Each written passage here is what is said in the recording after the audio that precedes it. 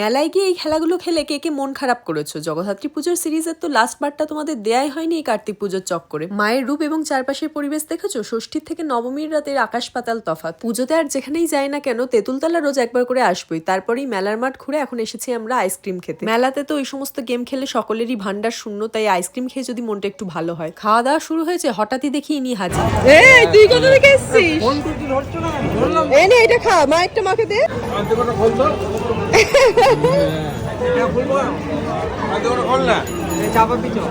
চাপাবি? তুই বাচ্চা ছেলে না?